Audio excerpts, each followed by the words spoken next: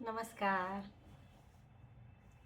आता संक्रांतीनिमित्त काल मी बाजारात गेले होते आणि अचानक भातुकलीची भांडी दिसली आणि इतकं आनंद झाला ती भातुकलीची भांडी बघून. एकदम मला माझं बालपण आठवलं.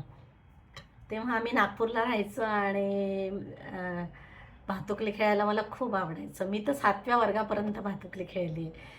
आमच्या शेजारी एक मल्लिक म्हणून राहायचे. हा किस्सा मी मुद्दाम सांगत आहे कारण ऐकण्यासारखा आहे म्हणून. तर मलिक म्हणून राहायचे आणि ते पंजाबी होते. त्यांना जी मुलगी होती अनिता ती माझ्याच वयाची होती. तिला पण भातुकली खेळायला खूप आवडायचं. तर आमच्या दोघींची एकदम भातुकलीसाठी अगदी गट्टी जमली होती. आणि तिचे वडील सब इन्स्पेक्टर होते. तर नागपूरला धनवटे रंगमंदिर आहे, तिथे लहान मुलांची नाटकं लागायची. तर मी तिला सारखी म्हणायची की आपण नाटकाला जाऊयात. तर ती बाबांना सांगायची आणि बाबांच्या एका फोनमुळे आम्हाला मोफत नाटकात बघायला मिळायची. तिला मराठी कळत नव्हतं तरी ती प्रत्येक नाटक माझ्यासोबत ती बघायची. तेव्हा असं वाटायचं की खरं मैत्री हसावी तर अशी. आणि मग घरी आल्यावर मी तिला काय नाही समजलं तिला ती सारांश सांगायची आणि जे चुकायचं ते मी तिला समजावून सांगायची. त्यामुळे तिची उत्सुकता प्रत्येक नाटकाबद्दल अजून अजून वाढायची. तर अशी ती माझी मैत्रीण अनिता. ती आणि मी भातुकली खेळायचं. दर रविवारी आमचं ठरलेलं असायचं दुपारी भातुकलीचं खेळ मांडायचा म्हणून. आई वगैरे सगळे दमून थोडी वामकुशीसाठी झोपलेली असायची. तर मी सकाळीच आईकडनं खाऊ घ्यायची. शेंगदाणे, गूळ, कुरमुरे त्यावेळेला हाच आपला खाऊ असायचा. मग तिला म्हणायची तू पण खाऊ घेऊन ये घरून. पण ती म्हणायची आमच्या घरी हे सगळं नसतं. तर म्हणत ती काहीही आण, तुझी आई जे देईल ते तू तू आण घेऊन. मग ती आईला सांगायची आई मला भातुकली खेळायची काहीतरी येते. तर ती म्हणायची तुम ना वो मिठाई का डब्बा लेके जाओ. कारण त्यांच्याकडे नुसते मिठाईचे डबे यायचे. ते वडील सब इन्स्पेक्टर असल्यामुळे. तर ती प्रत्येक वेळेला भातुकलीला मिठाईचा डबा घेऊन यायची. आणि माझ्यासाठी तर ती मस्त म्हणजे पर्वणीच होती ना की आपल्याला, कारण आमच्याकडे बाबा एकटे कमावणारे आणि 5 भावंडं. आम्हाला मिठाई फक्त अशी दिवाळीला वगैरे आणि ती कधीतरी आणि आई घरीच करायची. तर अशी बाहेरून विकताची मिठाई कधी मिळतच नव्हती. मला इतकं असं वाटायचं वा ही छान मिठाई आणते. आणि आम्ही दोघीजणी अगदी मनसोक्त हे खेळायचो भातुकली. तर मला अजूनही ते मिठाईचे. नंतर आई जेव्हा उन्हाळ्यात पापड कुरवड्या करायची तेव्हा तिला तो गव्हाचा जो चीक असतो आणि जे ओले पापड असतात तो तिला खूप आवडायचा. तर ती सारखी मला म्हणायची मला ओले पापड तू दे ना. तर मग मला कळायचं की हिच्याकडे मिठाईचे डबे खूप आहे. म्हणून मी लहानपणी तिला म्हणायची मी तुला एक पापड देईन तर एक रसगुल्ला घेऊन ये माझ्यासाठी.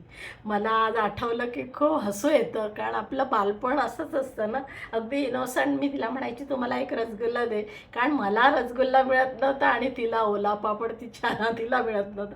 तर असं आमचं डीलिंग सुरू असायचं आणि त्याच्यात मला खूप म्हणजे माझी खूप चंगळ व्हायची आणि मजा यायची.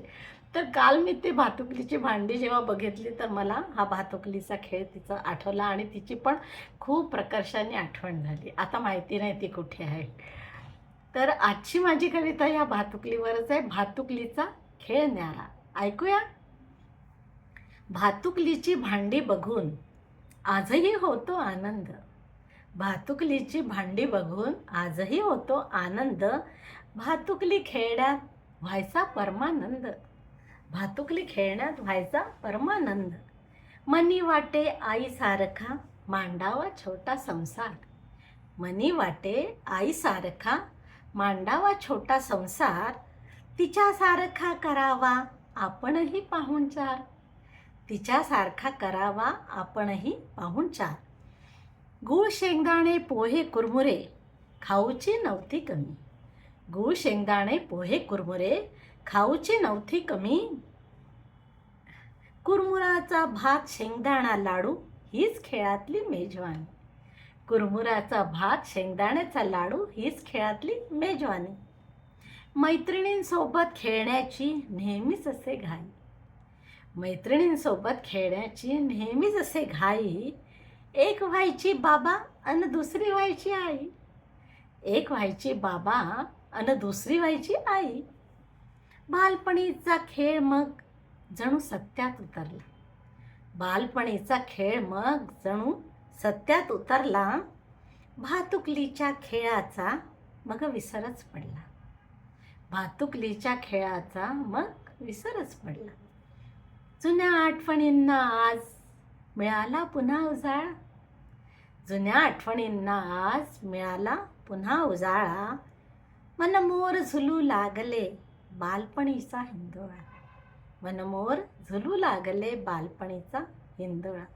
अशी ही बालपण तर आपण कधीच विसरू शकत नाही. कविता आवडल्यास लाईक शेअर कॉमेंट जरूर करा आणि चॅनलला सबस्क्राईब करा. धन्यवाद.